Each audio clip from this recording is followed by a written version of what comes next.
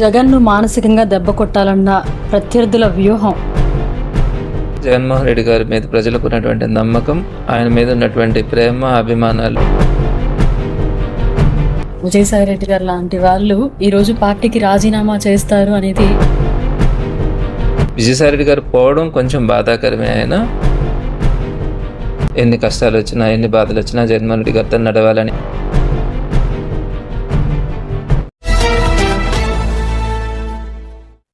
రాజ్యసభ పదవి నుంచి విజయసాయిరెడ్డి రాజీనామా చేయడం అనేది వైఎస్ఆర్ కాంగ్రెస్ పార్టీ నాయకులు అలాగే ఎమ్మెల్సీలు ప్రతి ఒక్కరు కూడా జీర్ణించుకోలేని పరిస్థితిని ఇప్పుడు మనం చూస్తున్నాం. ఈ సందర్భంగా ఎమ్మెల్సీ పర్వతరెడ్డి మనతో ఉన్నారు, ఆయనతో మాట్లాడదాం. విజయసాయిరెడ్డి గారు లాంటి వాళ్ళు ఈ రోజు పార్టీకి రాజీనామా చేస్తారు అనేది ఎవరు ఊహించండి. సో దీని మీద మీరేం మాట్లాడతారు?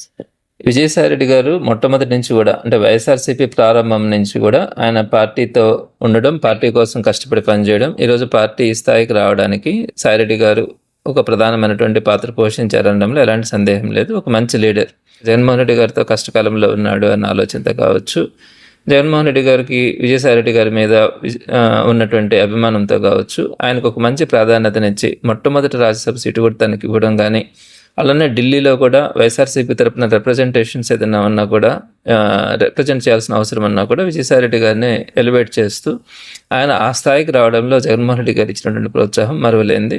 రాజకీయ పార్టీల్లో నాయకులు రావడం కానీ, నాయకులు పోవడం కానీ ఇవి సర్వసాధారణంగా జరుగుతాయి. ప్రధానంగా ప్రాంతీయ పార్టీల్లో, మా వైఎస్ఆర్సీపీ పార్టీలో కూడా ఒక మంచి ప్రాంతీయ పార్టీ జగన్మోహన్ రెడ్డి గారు యొక్క ఆయనకున్నటువంటి కాన్ఫిడెన్స్ కానీ, నమ్మకంతో కానీ ప్రజలు కానీ, నాయకులు కానీ, కార్యకర్తలు అందరూ కూడా ఆయన ఫాలో అయి పనిచేస్తారు. ఇక్కడ జగన్మోహన్ రెడ్డి గారు 1 to 10 కూడా ఆయనే, నెంబర్ 2 ఒకరు, నెంబర్ 3 ఒకరు, అలా ఏమి ఉండదు. అంతా కూడా మా అందరికీ కూడా లీడర్, అందరికీ ఒకే లీడర్ జగన్మోహన్ రెడ్డి గారు. అందరం కూడా పనిచేసేది జగన్మోహన్ రెడ్డి గారి మీద ప్రజలకు ఉన్నటువంటి నమ్మకం, ఆయన మీద ఉన్నటువంటి ప్రేమ, అభిమానాలు అవి ఎప్పుడు కూడా తరగనివి. సో దాంతో ఈరోజు లీడర్స్ అందరూ కూడా క్రియేట్ అవుతారు, కొత్త లీడర్స్ కూడా ఆకర్షితులు అవుతారు, లీడర్స్ తయారవుతారు. కాబట్టి పార్టీ అయితే ఇంకా స్ట్రాంగ్ అవుతా ఉంది, ఇంకా కూడా స్ట్రాంగ్ అవుతుంది. సాయిరెడ్డి గారు పోవడం బాధాకరం, కానీ పార్టీ మాత్రం, వైఎస్ఆర్సీపీ మాత్రం జగన్మోహన్ రెడ్డి గారికి ఉన్నటువంటి చరిష్మా మీద ముందుకెళ్తా ఉంది. డెఫినెట్గా ఇదే విధంగా భవిష్యత్తులో కూడా వైఎస్ఆర్సీపీ బలోపేతం అవుతుంది. ఈరోజు వైఎస్ఆర్ కాంగ్రెస్ పార్టీ ఒక రాజ్యసభ పదవిని చేజార్చుకుందనే చెప్పాలి. సో దీని మీద ఏం? సో సాయిరెడ్డి గారు రాజ్యసభ ఎంపీగా ఆయన చేసిన సేవలు మరువలేనివి. ఈ టైంలో కలిసి అందరికన్నా పనిచేస్తుంటే బాగుండేది. మరి ఈరోజు పోవడం అన్నది మాకు, ఒక రాజ్యసభని పోగొట్టుకోవడం అంటే మాకు బాధాకరమే. ఏం కాదు, ప్రజల్లో ఆదరణ పెరుగుతూ ఉంది, తెలుగుదేశం పార్టీ గ్రాఫ్ విపరీతంగా ఫాలో అవుతూ ఉంది. వాళ్ళు ఇలాంటి టైంలో వాళ్ళు డైవర్షన్ పాలిటిక్స్ చేయడం మొట్టమొదటి నుంచి అలవాటే.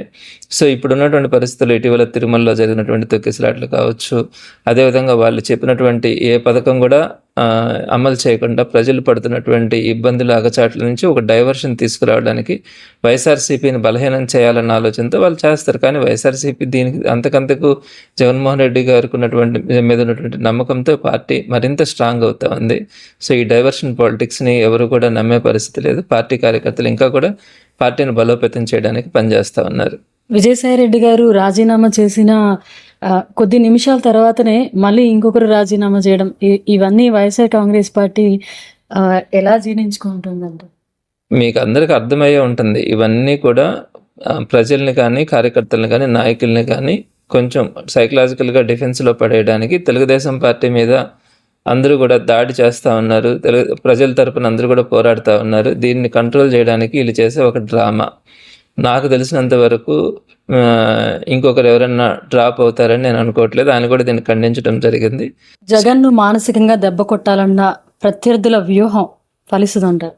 చాలా చీప్ పాలిటిక్స్ ఇవన్నీ కూడా. ప్రజల మనసుల్ని గెలుచుకోవాలి, కానీ ఇలా పార్టీల్లో నుంచి నాయకులను లాక్కొని ఎప్పుడు కూడా జగన్మోహన్ రెడ్డి గారు కొత్త నాయకత్వాన్ని ప్రోత్సహిస్తాడు, కొత్త వాళ్ళకి అవకాశాలు ఇస్తాడు. చంద్రబాబు నాయుడు ఎప్పుడు కూడా అవతలను లాక్కుంటాడు, పార్టీని లాక్కుంటాడు, నాయకులను లాక్కుంటాడు, కార్యకర్తలను లాక్కుంటాడు. లాక్కొని వాళ్ళందరినీ కూడా ఏదైనా డెవలప్ చేస్తాడంటే చేయడు, లాక్కొని వాడుకొని వదిలేస్తారు. అది మొదటి నుంచి వాళ్ళకి ఉన్నటువంటి నేచర్. చాలామంది జనాలకి, ప్రజలకి, నాయకులకి తెలుసు. కానీ స్థానికంగా ఉన్నటువంటి సమస్యలు కానీ, వాళ్ళ ఫ్యామిలీ ప్రాబ్లమ్స్ కానీ, వీటన్నిటి నుంచి కొంతమంది ఆకర్షితులై తాత్కాలికంగా వెళ్ళి తర్వాత బాధపడుతూ ఉంటారు తప్ప, ఏ ఒక్కరు కూడా పోయిన వాళ్ళు కూడా ప్రశాంతంగా అయితే, సుఖంగా అయితే లేరు.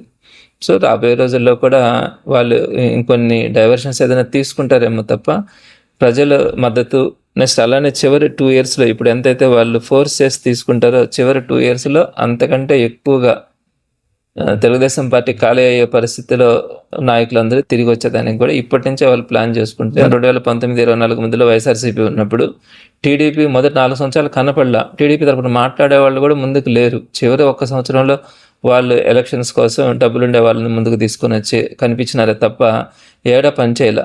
అదే ఈరోజు 11 సీట్లకు పరిమితమైన కూడా జగన్మోహన్ రెడ్డి గారు అందరినీ తరుముతా ఉన్నారు. మీరు వెళ్ళండి, కార్యకర్తలకు అండగుండండి, ప్రజల తరపున పోరాడండి అని చెప్పి 2వ రోజు నుంచే మా ప్రయత్నం మొదలైంది. ఈరోజు కరెక్ట్గా 6 నెలలు అయింది, అంతే, సంవత్సరం కూడా కాల. కానీ ఈ రోజుకి మనం ఎన్ని కార్యక్రమాలు చేయగలుగుతామో ఎంత ఉందంటే ప్రజల నుంచి ఆదరణ, అభిమానం జగన్మోహన్ రెడ్డి గారి పట్ల ఉంది కాబట్టి జరుగుతూ ఉంది. సో డెఫినెట్గా ఇదంతా కూడా ఇంకా రోజు రోజుకి బలోపేతం కావడమే తప్ప ఎట్లాంటి పరిస్థితుల్లో కూడా టీడీపీ ఇంకా మళ్ళా వాళ్ళ కాన్ఫిడెన్స్ తెచ్చుకునే అవకాశం ఎట్లాంటి పరిస్థితుల్లో కూడా లేదు.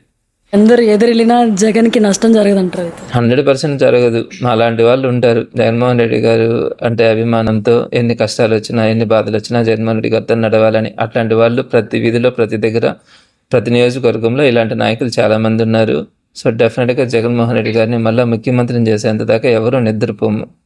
మరిన్ని అప్డేట్స్ కోసం మన HN9 టీవీ ఛానల్ని సబ్స్క్రైబ్ చేసుకోండి.